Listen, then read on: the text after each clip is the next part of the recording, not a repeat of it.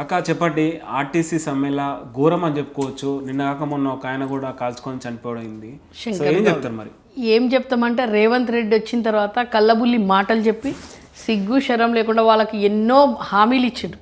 బాపు కేసీఆర్ గవర్నమెంట్లో విలీనం చేస్తా అని ఒక క్యాబినెట్లో కూడా దాన్ని పెట్టి నెక్స్ట్ వచ్చిన తర్వాత సంతకం పెట్టేస్తే అయిపోతుంది అన్న దానికి వీడేమన్నాడంటే నెక్స్ట్ రాగానే నేనే చేస్తా, జీతాలు పెంచేస్తా, వాళ్ళకు అంటారు కదా ఎన్నో బెనిఫిట్స్ ఎన్నో చెప్పిండు. చెప్పి 2.5 సంవత్సరాలు అవుతుంది వాళ్ళని పట్టించుకునే నాదు లేడు. ఈ మహిళ అంటారు కదా ఈ ఏమో స్కీము అన్నది, అది మహాలక్ష్మి స్కీమ్. ఏం స్కీమ్ అది? ఆమె బస్సు ఫ్రీ. ఆ స్కీమ్ పేరు కూడా తెలియదు. కొట్టుకున్నాడు గుద్దుకున్నాడు తప్ప వేరే మాట లేదు. వాళ్ళను ఘోరంగా అంటే ఘోరంగా వాళ్ళు అసలు ఆ బస్సుల దిక్కించి కండక్టర్లను లేడీస్ను డ్రైవర్లను కొట్టడం తప్ప జనాలు వేరే పని లేదు. అయినా వాళ్ళు భరించుకుంటా 2.5 సంవత్సరాలు ఓపిక పట్టారు. ఇంతకుముందు కూడా 2 నెలల కింద 3 నెలల కింద మేము సమ్మెకు పోతామంటే వద్దు అని చెప్పేసి చిన్న మీటింగ్స్ అవి ఇవి పెట్టి మేము ఇస్తాము అని చెప్పిన హామీలు మొన్న అంటారు కదా ఆయన పేరు శంకర్ గౌడ్, ఆయన బలిదానమైంది. అయినాక కూడా ఆయనది ఆ డిపోకి తీసుకుపోతా అంటే ఒక టెర్రరిస్టునన్నా తీసుకొని పోతారు వన్ ప్లేస్లకు, మన ఇంటికో వన్ ఎక్కడో. అంతకన్నా ఘోరంగా నిన్న మీరు విజువల్స్ చూసిర్రు టీవీ 9లో అన్ని ఛానళ్ళలో యూట్యూబ్లలో తీసుకొని పోనిస్తలేరు. ఎందుకు అసలు? మళ్ళీ బండి సంజయ్నేమో అంటారు కదా ఆయన దగ్గరికి తీసుకొని పోయినరు, కానీ బీఆర్ఎస్ వాళ్ళని మాత్రం పోనిస్తలేరు. ఎందుకు అసలు? పోలీసు అరాచకము. రేవంత్ రెడ్డి వచ్చిన తర్వాత ఈ మూర్ఖుడు అంటారు ఏదీ లేదు, విద్యాశాఖ లేదు, హోమ్ మినిస్టర్ లేదు, ప్రజలను అంటారు కదా కన్నీటి. ఆర్టీసీ వాళ్ళైతే ఉసురు తప్పకుండా తాకుతుంది నాన్న. వాళ్ళతోని అంటారు కదా 24 hours వాళ్ళకు టైం లేదు, బస్సులు పెంచలేదు. నిన్న మీరు చూసిరొచ్చు వాళ్ళ ఘోరం. అయితే వాళ్ళ ఫ్యామిలీ వాళ్ళు అయితే ఆర్టీసీ వాళ్ళు కూడా పోలీసు వాళ్ళ కాళ్ళు మొక్కడానికి తీసుకొని వచ్చిండు రేవంత్ రెడ్డి. ఈరోజు పోలీసు అప్పుడేమో రజాకర్లది రాజ్యము రజాకర్లది అన్నాడు. ఈరోజు మళ్ళీ ఏం చేస్తుండో రజాకర్లను తీసుకొచ్చిండో మళ్ళీ ఏం చేస్తుండో ఏం అర్థమైతలేదు. పోలీసులు ఎందుకంత పోలీసులను చూసిండొచ్చు మీరు, ఎంతగానో ఆడవాళ్ళను కూడా గుంజుకుంటూ పోతున్నారు. నిన్న ఆర్టీసీ వాళ్ళని డ్రైవర్లను వాళ్ళని వీళ్ళను కేసులు పెట్టిండ్రు. వాళ్ళని కొట్టడం ఇష్టం ఉన్నట్టు లాఠీ చార్జీ. అసలు మేమేమిందంటే రేవంత్ రెడ్డి కేసీఆర్ ఉన్నప్పుడు మేము ఎట్లున్నా వాళ్ళని కూర్చోబెట్టుకొని ఇదే ప్రగతి భవన్లో వాళ్ళకి భోజనాలు చేపించి ఆడవాళ్ళకు ఒక భరోసా ఇచ్చి వాళ్ళకి జీతాలు పెంచి వాళ్ళు ఖచ్చితంగా నెక్స్ట్ మనకు వచ్చిన తర్వాత మొత్తం రెడీ పెట్టిండు. మళ్ళీ రేవంత్ రెడ్డి దాన్ని ఎందుకు అది చేస్తున్నాడో బిల్ గవర్నమెంట్లో విలీనం చేసుకుంటామని చెప్పారు. ఆర్టీసీ ఎందుకు చేసుకుంటలేడో అర్థమైతలేదు. మళ్ళీ ఇప్పుడు ఆర్టీసీ సమ్మెలకి కేసీఆర్ ఎందుకు స్పందించలేడు అనేసి కూడా కవిత ప్రశ్నిస్తున్నది. ఏం స్పందించాలి అంటే వీని మూర్ఖుడు వచ్చిన తర్వాత ఆయన ఏం స్పందిస్తాడు? స్పందిస్తే ఏమవుతుందంట? స్పందిస్తే రేవంత్ రెడ్డి అది చేసేస్తాడా? ఇప్పుడు వాడు కూర్చున్నాడు, వాడు గాడిదని తీసుకొచ్చి సింహాసనం మీద కూర్చోబెట్టినాం. ఆ కూర్చోబెట్టిన తర్వాత ప్రతిపక్షంలో ఉంటే ప్రశ్నించే హక్కు ఎందుకు లేదు? ప్రశ్నిస్తున్నాము, రోడ్ల మీదకి వస్తున్నాము అని పొట్టోని బొంద పెడుతున్నాం కాబట్టి ఏడుకాడికి అది చేస్తున్నామని అంటారు కదా. బామర్దులు నన్ను అది చేస్తున్నారు, ఇది చేస్తున్నారు, బీఆర్ఎస్ అది చేస్తారు. ఎక్కడ చూడు మేము వాళ్ళని ప్రశ్నిస్తున్నాం, కూర్చొని ఇస్తాం. ఎక్కడ అవినీతి అవుతుందో అక్కడ. ఇప్పుడు ఈరోజు రేవంత్ రెడ్డి ఎక్కడ మీకు బుల్డోజర్లను తీసుకొస్తే అక్కడ మేము పోతలేమా? బీఆర్ఎస్ పోతలేదా? ఆర్టీసీ వాళ్ళ దాంట్లో కూడా మేము పోతే మొత్తం ఎక్కడికక్కడ దయాకర్ అన్నను అరెస్ట్ చేసిర్రు, హరీష్ అన్నను రాణిస్తలేరు, సత్యవతి రాథోడ్ వాళ్ళు వరంగల్కు తీసుకుపోయి దాపెట్టారు. ఆయన బాడీ ఇస్తలేరమ్మా, సొంతం భార్య పిల్లలకే ఇస్తలేరు. వాళ్ళ కొడుకు అన్నాడు కూడా రేవంత్ రెడ్డినే గాలబెట్టుకోమని, రేవంత్ రెడ్డినే చేసుకోమని దాన సంస్కారాలు మాకొద్దు, మళ్ళీ మా నాన్ననే వద్దని చెప్పేసి. ఎంత రాత్రి 9:30 10 గంటలకు ఆయనకు బాడీ ఇచ్చిండ్రు. వాళ్ళకు ఆయన డిపోలో పెట్టనిస్తలే. అంతగానము ఇది పాకిస్తానా మళ్ళీ లేకుంటే ఎక్కడున్నాం మనము? ఇది ఏం అరాచకం అవుతుందో ఎవరు అసలు పొట్టోడు ఆ రాహుల్ గాంధీ చూస్తుండో లేదో మళ్ళీ ఈ పొట్టోని అర్థమైతే లేదు మాకు. ఈ ఆర్టీసీ సమ్మెల వల్ల రాజకీయ కోణం తీసుకొస్తున్నారు, రాజకీయం చేస్తున్నారు బీఆర్ఎస్ అనేసి కూడా ప్రశ్న. రాజకీయమా? ఈ దేనికోసం రాజకీయం చేస్తాం? ఈ రాజకీయం చేస్తే సీఎం అవుతాడా ఇప్పుడు కేసీఆర్ సీఎం అవుతాడా? మా రాజకీయం చేస్తే సిగ్గుశరం ఉందా? సీఎం సీట్లో కూర్చొని వాళ్ళకి న్యాయం చేయరానైనా నువ్వు సీఎం. పొట్టోడు ఎన్నో మాటలు చెప్పిండు, నేను అది చేస్తా, నేను ఇది చేస్తా, ఇది బీక్తా అది బీక్తా అంటే ఏం బీక్తున్నాడు? ప్రతి ఒక్కటమ్మా ఈరోజు ఒడ్లు తీసుకుంటలేరు. ఇది ఒక మక్కలు కొనుక్కుంటలేడు, నీళ్ళు వదిలిపెడతలేడు, నీళ్ళు వదులుతలేడు. ఉద్యోగాలు అన్నాడు, ఉద్యోగాలు లేవు. ఏం చేయండి మళ్ళీ మేము 60,000 ఉద్యోగాలు చెప్పుతోని కొడతామంటున్నారు. నిరుద్యోగుల ముందు రమ్మని చెప్పు, ఆడికి అశోక్ నగర్కి రమ్మని చెప్పని పొట్టోని. ఇంతకుముందు పొట్టోని ఒక రాహుల్ గాంధీని తీసుకొని వచ్చిండు కదా, ఈ రోజు పోయి అశోక్ నగర్లో పోయి మాట్లాడమని చెప్పు. చెప్పుతోని కొడతామని చెప్పు. ఏమి ఇవ్వలేదు, అన్ని నియామక మొత్తం బాపు కేసీఆర్ అన్ని రెడీ చేసి పెట్టిన తర్వాత వీడొచ్చి పంచితే ఉద్యోగాలు ఇచ్చినట్టు అవి. వీడేమి ఇచ్చిండు 2 ఏళ్లలో 1 ఇయర్కు 2 లక్షల ఉద్యోగాలు ఇస్తున్నాడు, ఏడాదికి 2 లక్షలు. ఏమి ఇచ్చిండంటే ఇప్పటివరకు ఉన్న ఉద్యోగాలకు బెనిఫిట్స్ ఇస్తలేడు, ఉన్న ఉద్యోగాలకు వాళ్ళకు ఏమంటారు జీతాలు ఇస్తలేడు. ఎక్కడ ఆశా వర్కర్లను రోడ్డు మీదకి ఉరికిపిస్తున్నాడు, పోలీసు వాళ్ళని రోడ్డు మీదకి, పోలీసు వాళ్ళకి జీతాలు లేకుండే ఎక్కడైనా ఏదన్నా ప్రభుత్వంలో అదే ప్రభుత్వంలో పోలీసు వాళ్ళు ధర్నాలు చేస్తారా అమ్మ? ఎన్ని అరాచకాలు వీడు. లగచర్య చేసిండు రైతులను. యూరియా ఇస్తలేడమ్మా, యూరియా ఇయ్యని అసమర్థత పాలన చేసుకుంటే ఈరోజు రేవంత్ రెడ్డి కేసీఆర్ ఈమెకి అంటారు కదా, రేవంత్ రెడ్డి ఇడిచిన బాణం అసలు ఈమె. రేవంత్ రెడ్డి ఇడిచిన సేన ఈమె.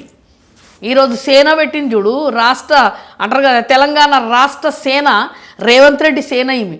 రేవంత్ రెడ్డి ఈరోజు బీజేపీని విమర్శిస్తుంది, కాంగ్రెస్ని ఎందుకు విమర్శిస్తలేదు? కాంగ్రెస్ని ఎందుకు విమర్శిస్తలేదు? బీజేపీ వాళ్ళని విమర్శించింది. ఈరోజు కాంగ్రెస్ వాళ్ళను రేవంత్ రెడ్డిని పల్లెత్తు మాటలు అన్నదా? ఒక్క మాటన మళ్ళీ ఆడ బీజేపీ వాళ్ళు అడుగుతలేరు అని చెప్పేసి పాకిస్తాన్ ఆంధ్ర అన్నారు. మళ్ళీ కాంగ్రెస్ వాళ్ళని ఎందుకు అడుగుతలేదు? కాంగ్రెస్ వాళ్ళని ఎంపీలు లేరా? కాంగ్రెస్ వాళ్ళు ఓన్లీ బీజేపీ వాళ్ళు ఉన్నారు ఆడ, వాళ్ళని ఎందుకు విమర్శిస్తలేదమ్మా? ఆమె చెప్తున్నా కదమ్మా, ఈ రేవంత్ రెడ్డి వదిలిపెట్టిన బాణమే కవితక్క. ఇప్పుడు వీళ్ళు ఇచ్చే స్కీమ్స్ కి బడ్జెట్ లేదని చెప్తున్నారు. 10 ఏళ్ళ విచ్చల విడిగా దోచుకున్నారు. ఎగ్జాంపుల్ గా కాళేశ్వరం ప్రాజెక్టు అనే స్కీమ్ లో స్కామ్ చాలా జరిగింది. స్కామ్ జరిగిందంటే డబ్బులు లేవా? డబ్బులు లేని మళ్ళీ మొన్న మెస్సీకి ఎందుకు పెట్టిండంటే 200 కోట్లు. మన్మన్తో చెడ్డి వేసుకొని ఆడిండు వీడు. ఆ రోజు ఎట్లా వచ్చినాయి 200 కోట్లు? ఎట్లా వస్తాయి? సుందరీమన్లకి ఎట్లా అవుతాయి ఖర్చు? సుందరీమన్లకి అయితే 100 కోట్లు ఖర్చు పెట్టిండు కదా తమ్మి. మళ్ళీ అవి ఎట్లకించి వచ్చినాయి? ఈరోజు ఫ్యూచర్ సిటీలో పోయి ఏమో పెడతాడంట, గాంధీ విగ్రహం పెట్టడానికి 5,000 కోట్లు వస్తాయి వీనికి. ఇవన్నీ ఎట్లకించి వస్తున్నాయి? 3 లక్షల కోట్ల అప్పు చేసినావు. ఎవరికి పెట్టిండంటే వీడు? ఎవరికి తీసుకుపోయింది? ఎవనబ్బా సొమ్మురా? ఏడికించి వచ్చింది ఇదంతా సొమ్ము? ఎవరిది? ఇది తెలంగాణది, తెలంగాణ బిడ్డలది. 3 లక్షల కోట్ల అప్పు. దానికి శ్వేతపత్రం వదిలిపెట్టు, సిగ్గు శరమం ఉండాలి. భూముల మీద హైడ్రా పేరు మీద లక్షల కోట్ల కుంభకోణం చేస్తున్నాం. బొగ్గుగని మీద మేము అంటారు కదా, హరీష్ అన్న కేటీఆర్ అన్న తీసిండు.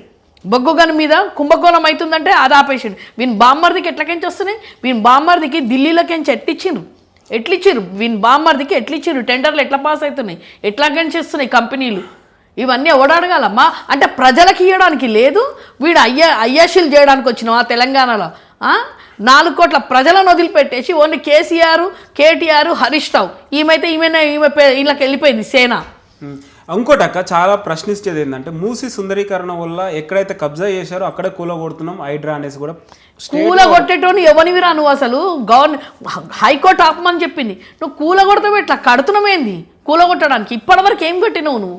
3 లక్షల కోట్ల అప్పు చేసి బాపు కేసీఆర్ ఏమేం చేయాలి? యాదాద్రి కట్టిండు, పోలీస్ టవర్ కట్టిండ్రు, ప్రతి జిల్లాలో కలెక్టరేట్ కట్టిండు, కాలేజీలు కట్టిండు, డబల్ బెడ్రూమ్లు అని చెప్పేసి ఇందిరమ్మ వాళ్ళ పార్టీ కలర్లు వేసుకొని మా డబల్ బెడ్రూమ్లు మాకే వంచుతున్నాడు. కేసీఆర్ కట్టిన ఆనవాళ్ళు తీస్తా అంటాడు. కేసీఆర్ అణువణువులు ఉన్నాడు బిడ్డ, తెలంగాణలో అణువణువుల కేసీఆర్ ఉన్నాడు. వీడేమంటాడు? కేసీఆర్ నువ్వేం కట్టినావు? ఏడ ముగ్గేసి కట్టిండో చూపిమని చెప్పు రేవంత్ రెడ్డి. వాని ఇల్లు కట్టుకుంటున్నాడు. ఇప్పుడు బంజారాహిల్స్లో ఎక్కడో వాని ఇల్లు కట్టుకుంటున్నాడు. స్నెవల్ ఫోర్స్ వాళ్ళు బట్టి విక్రమార్క ఏం చేస్తుండు? పొన్నం ప్రభాకర్ ఏం చేస్తున్నాడు? సీతక్క ఏం చేస్తుంది? ఫోన్లల్లో ట్రాపింగ్ చేస్తున్నామంటే ఇషాన్ నన్నను రాత్రి మొన్న అరెస్ట్ చేసిండు. 14 రోజులు రిమాండ్. అంటే ఎవరు అడగొద్దా? ఆమెనేమో మంత్రి ఏమో చెప్పుతోని కొడతా అంటాడు, వీడేమో బుల్డోజర్లు తీసుకొని వస్తాడు. అంటే ప్రజలు అడగొద్దు, ప్రజల పక్షాన బీఆర్ఎస్ వాళ్ళు అడిగితే అరెస్టులు చేస్తారు. బీజేపీలతోనేమో అంటారు కదా, బండి సంజయ్ని ఎందుకు చేస్తలేవు? బండి సంజయ్ బీజేపీ వాళ్ళు కనిపిస్తలేరంట. బీజేపీ వాళ్ళు ఒక్కరన్నా అడుగుతుర్రా అమ్మ? ఇంతకుముందు సిగ్గు శరం లేకుండా బండి సంజయ్ గారిని అడుగుతున్నా, ఏ బండి సంజయ్ నువ్వు మర్యాదగా చెప్తున్నా ఎక్కడ పోయింది?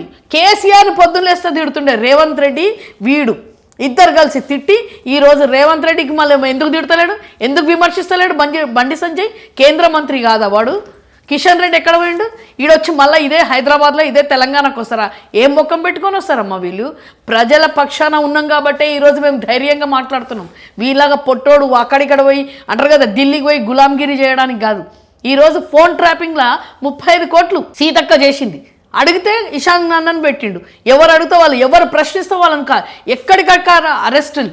ఎక్కడికక్కడ అరెస్ట్. అంటే మేము 10 సంవత్సరాలు ఉన్నప్పుడు ఈ పొట్టోని బీజేపీలను అరెస్ట్ చేయలేకనా? అసమర్థుడు అనుకున్నావా కేసీఆర్? సంస్కారవంతుడు కాబట్టే ఆయన ఎవరు తెరువు పోకుండా ప్రగతి పదంలో తీసుకొని పోయిండు తెలంగాణను. ఈ మూర్ఖులు వచ్చేమో ఈరోజు బొంద పెడుతున్నారు. ఎకనామిక్ మొత్తం పడిపోయిందమ్మా ఈరోజు. పైసా పబ్లిక్ చెప్తున్నా కదా, ప్రతి ఒక్కరు మంచి నుంచి ఈరోజు నేను అంటారు కదా ప్రెస్ ముఖాన చెప్తున్నా, ప్రతి ఒక్కరు భయపడి బయటకు వస్తలేరమ్మో. బిడ్డ ఖబర్దార్ రేవంత్ రెడ్డి, నీ అట్లాంటి వాళ్ళని బొంద పెట్టడానికి ఇప్పుడు తెలంగాణ ప్రజలు సిద్ధమవుతుంది.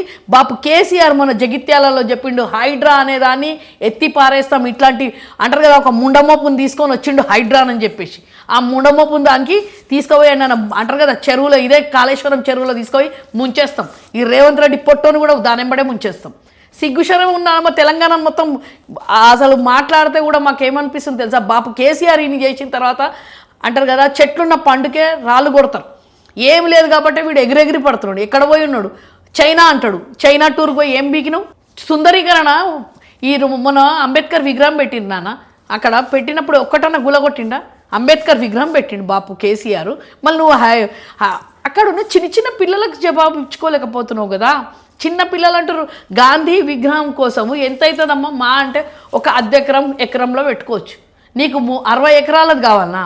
సుందరీకరణ కోసం 60 ఎకరాల గాంధీ విగ్రహం కోసం కొన్ని 10,000 నుంచి 15,000 ఇండ్లు గులగొడతాడంట. సిగ్గుందా నీకేమన్నా? నీ ఇల్లు గులగొట్టుకో, నీ కాంగ్రెస్లో ఇల్లు గులగొట్టుకొని ఏం మాట్లాడతావు అమ్మా? అసలు వాని గురించి మాట్లాడడమే వేస్ట్. వాని తొందరలోనే బొంద పెడతారు తెలంగాణ ప్రజలు. ఇప్పుడు బీఆర్ఎస్ వాళ్ళ దగ్గర చాలా డబ్బులు ఉన్నాయి, చట్టాన్ని కూడా కొనేస్తున్నారు. ఎగ్జాంపుల్ కాళేశ్వరం ప్రాజెక్టుది. చట్టాన్ని కొనేస్తాం, మళ్ళీ ఓటుకు నోటుకు దొంగ నువ్వు కొనుక్కో, నీ కేసు బయటికి వెళ్ళకుండా చెయ్యి. మోదీ కాలు పోయి పట్టుకోవడానికి పోతాడు వీడు, ఓటుకు నోటు దొంగ వీడు. చట్టాన్ని కూడా కొనేస్తామంటే చట్టం ఇక చెప్పుతోని కొడతారు ప్రజలు. నీకు చెప్పుతోని కొడతానే చక్కగా అవుతాడు ఇక వాడు. చట్టాన్ని కొనుక్కునే అంత బీఆర్ఎస్ చట్టాన్ని కొనుక్కుంటారా ఇక్కడన్నా? కాళేశ్వరం ఇంకేం డిజ్నీ వాళ్ళు వచ్చిండ్రమ్మా, ఇక్కడ డిజ్నీ ఛానల్ వాళ్ళు వచ్చి కాళేశ్వరం గురించి చెప్పిండ్రు. కాళేశ్వరం స్పెల్లింగ్ రాను గురించి, కాళేశ్వరం ఏం అర్థమవుతుందో వానికి. ఒకప్పుడు కరువు కాటకాలాలు ఉంటే ఈరోజు 3 లక్షల టన్నులు వంచుతుంది. ఈ వేస్ట్ గార్డ్ వచ్చినాక మొత్తం పంట పొలాలన్నీ ఎండిపోయి ఉన్నాయి. వాళ్ళకు రైతు బంద్ ఇస్తాడు, రైతు బీమా లేదు, ఏం లేదు అంటారు. కేసీఆర్ 12,000 ఇస్తే నేను 15,000 ఇస్తాడు. ఏమి ఇచ్చిండు వీడు? ఎన్నిసార్లు ఇచ్చిండు వీడు? మొన్న 17 అంటాడు, 18 అంటాడు, 20 అంటాడు, 3 అంటాడు, 2.5 ఏళ్లలో వాళ్ళకు 2 సార్లు ఒకసారి ఇచ్చిండు. కొంతమందికి అయితే అసలు పడలే. ఇప్పుడు కేరళ ప్రచారంకి వెళ్ళిన రేవంత్ రెడ్డి మా స్కీమ్స్ అన్ని అమలు చేసినాం అనేసి కూడా చెప్తున్నారు. నిజంగా అమలు చేసినారా? నిజంగా ఏడకని చేసిండు. ఆడ పోయి వీడు అంటారు కదా, వీడు బట్టబాజు మాటలు పోయి మనం మేము పోయి ఇప్పుడు బీఆర్ఎస్ అలా పోయి ఆడ ప్రచారం చేయాలి. ఇప్పుడు కేరళలో పోయి ఈ పొట్టోడు ఏం చేసిండో మేము చెప్తాం. ఇక కేరళలో పోయి ఇజ్జత్ తీస్తుండు, ప్రతి స్టేట్లో పోయి ఇజ్జత్ తీస్తున్నాడు. ఇంగ్లీష్ మాట్లాడడానికి రాదు వీనికి. ఏం చెప్తాడు? కళ్ళబుల్లి మాటలు అన్ని అబద్ధాలు అన్నాడు కదా మొన్న. ఆయన పేరేం పేరు అక్కడ ముఖ్యమంత్రి, ఆయన అన్నాడు నువ్వు అక్కడ ఏం చేస్తున్నావు అని చెప్పేసి ఈరోజు మాట్లాడుతున్నావు, ఇక్కడ కూడా హైడ్రా తీసుకొస్తావా అని అడిగిండు. హైడ్రా తీసుకొచ్చి ఈడ ప్రజలను భయభ్రాంతులు చేసి ఈడ రోడ్డుకి ఈడుస్తావా అని అడిగిండు. పంజాబ్ అయిననేమో, పంజాబ్ కేరళ అయినో అడిగిండు సీఎం. సిగ్గుందా వీనికేమన్నా? అంటే అక్కడ పోయి లాగు చేస్తాడా, ఆడపోయి హైడ్రా పెడతాడా? హైడ్రా పెట్టుకొని ఆడపోయి దందా చేస్తామని చెప్పేసి వస్తాడా? ఏ కళ్యాణ లక్ష్మి ఇచ్చిండమ్మా? తులం బంగారం ఇస్తాడు, స్కూటీలు ఇస్తాడు. ఇప్పుడున్న పెన్షన్లు కూడా వాళ్ళకి 4,000 ఇస్తాడు. అదే బాపు 200 వీళ్ళ హయాంలు ఇస్తే మేము 2,000 ఇస్తే బాపు కేసీఆర్ 3,000 ఇస్తాను. ప్రజలు నమ్మకుండా వీని కోసం 4,000 కోసం అదే ప్రజల ముంగడి బొమ్మని చెప్పు బండ బూతులు. ఏదైనా సీఎంను తిట్టే అని మాటలు ఇప్పటి వరకు అయితే ఇజ్జత్ ఉన్నోడు అయినుంటే ఈ పాటికి అమ్మ చచ్చిపోతుండే. వాడిని తిట్టినన్ని మాటలు ఎక్కడైనా మేము బీఆర్ఎస్ అలం కాదు, మామూలు ప్రజలు తిడుతున్నారు వాళ్ళు. ఇంకోటి కన్ఫ్యూజన్ ఏంటంటే, తెలంగాణ ప్రజల కన్ఫ్యూజన్ ఏంటంటే రాబోయే ఎలక్షన్స్ ఉండవు, జమిలీ ఎలక్షన్స్ వస్తాయి అనేసి కూడా అంటున్నారు. చాలా ధీమాతో ఉన్నారు, పక్క మేమే గెలుస్తాం నెక్స్ట్ అనేసి కూడా. ఏం చెప్తారు? నేను ఈడ కూర్చుంటా, అమెరికాలో కూడా స్టార్ట్ కాలేదు, ఫోన్ దాంట్లో ఎలక్షన్స్ పెడుతున్నారు. ఓకే అట్లా పెడితే ఈరోజు పక్క ఈయన కూర్చుంటే కేసీఆర్ వస్తాడు. ఒకవేళ ఫోన్ దాంట్లో ఎలక్షన్లో ఓటింగ్ వేయమని చెప్పండి, ఈయన కూర్చుంటా గంట లోపల కేసీఆర్ వస్తాడు.